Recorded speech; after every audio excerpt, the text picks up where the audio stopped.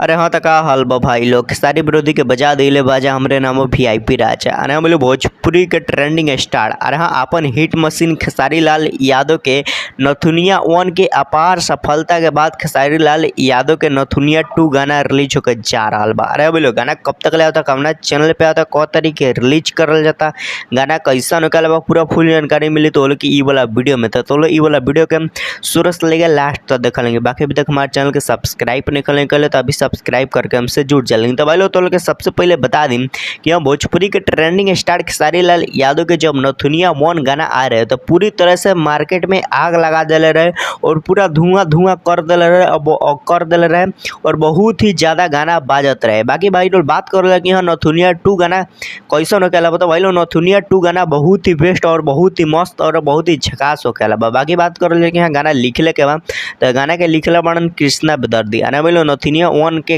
और नथुनिया 1 भी गाना लिखले रहन कृष्णा बेदर्दी और नथुनिया 2 भी गाना लिखले बड़न कृष्णा बेदर्दी।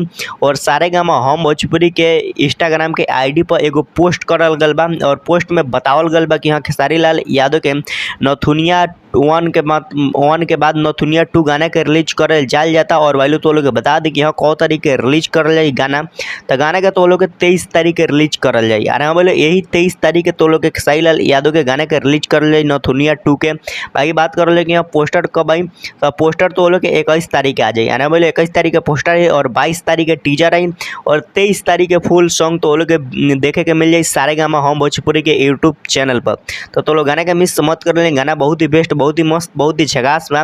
बाकी बात कर रहे कि हाँ अभी तक नथुनिया 1 पर कितना व्यूज गल बा तो अभी तक सब चैनल के मिला के 1200 मिलियन। अरे हम 1200 मिलियन खेसारी लाल यादव के नथुनिया 1 गाना पे व्यूज गल बा यानी 1.2 बिलियन व्यूज। अरे हम 1.2 बिलियन व्यूज गल बा खेसारी लाल यादव के गाना पे। बाकी बात कर ले कि वीडियो फॉर्मेट में के देखे के मिली तो अभी तो नाम अनाउंसमेंट नहीं करल गल लेकिन बोले जब पोस्टर आई अरे बोले 21 तारीख के जब पोस्टर आई तो लोग के ओकरे माध्यम से सब कुछ बता दिए कि हाँ वीडियो में के बा। बाकी बोले वीडियो भी बहुत कमाल के शूट करल गई और सारे गामा हम भोजपुरी के यूट्यूब चैनल पे गाना रिलीज करल जाए 23 तारीख के।